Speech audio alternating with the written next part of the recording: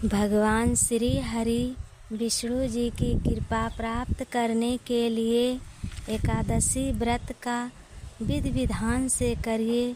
माँ लक्ष्मी की कृपा आप पर बरसती रहेगी। कामदा एकादशी व्रत कथा बहुत ही पावन प्रभावशाली है।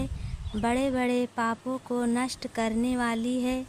राक्षस योनि में भटकने से मुक्ति देने वाली है। एक बार धर्मराज युधिष्ठिर कामदा एकादशी की व्रत कथा भगवान श्री कृष्ण से प्रार्थना करके कहें, हे भगवान, इस एकादशी की कथा हमें सविस्तार से बताइए। चैत्र मास की शुक्ल पक्ष की कामदा एकादशी की कथा विधि पूर्वक बताइए। भगवान श्री हरि जी ने कहा, हे राजन, आप ध्यान से सुनिए। ये प्रश्न महाराज दिलीप महर्षि वशिष्ठ से पूछा था। तब वशिष्ठ जी ने कथा महाराज दिलीप को सुनाई थी। वही कथा तुम्हें मैं आज सुनाता हूँ। आप ध्यान से सुनिए। बहुत समय पहले की बात है। रत्नपुर नामक एक नगर था। अनेकों ऐश्वर्य से पूर्ण एक पुंडरीक नामक एक राजा राज्य करता था। रत्नपुर नगर में अनेकों किन्नर गंधर्व अप्सराएं वास करती थीं। उनमें ललिता नामक एक पति पत्नी थे। उन दोनों में अत्यंत प्रेम था। अगर दोनों अलग कुछ समय के लिए हो जाते थे तो दोनों व्याकुल हो जाते थे। एक बार एक समय की बात है। पुंडरीक के सभा में अन्य गंधर्वों के साथ ललित भी गाना गा रहा था।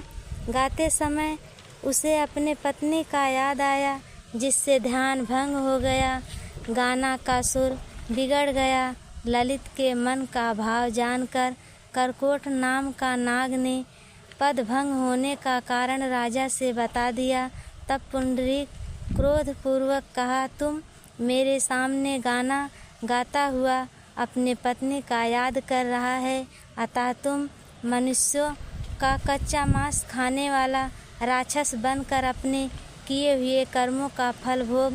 उसी क्षण अत्यंत लंबी शरीर वाला, बड़ी बड़ी भुजाएं वाला राक्षस बनकर घने जंगल में घूमने लगा, घोर कष्ट पाने लगा। ललित अपने पति की यह दशा देखकर बहुत दुखी हुई। वह अपने पति के उद्धार के लिए मुक्ति सोचने लगी। उसकी पत्नी उसके पीछे पीछे जाने लगी, विलाप करने लगी।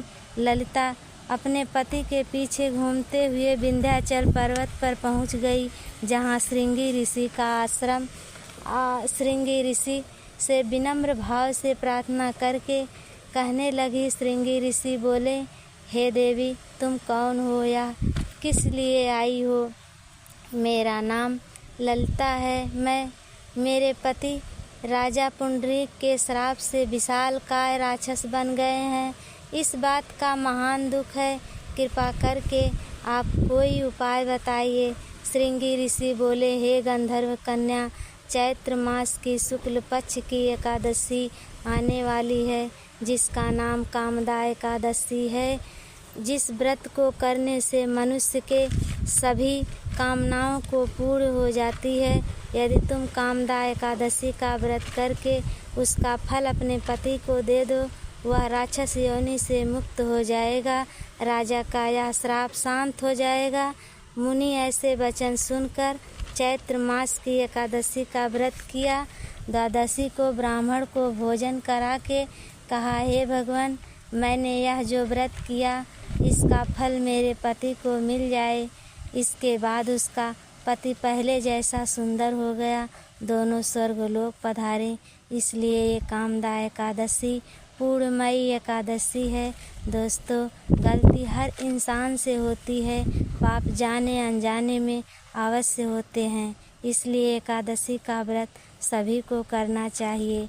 वीडियो पसंद आए तो लाइक सब्सक्राइब जरूर करना। भगवान श्री हरि को भोग में तुलसी दल अवश्य चढ़ाएं।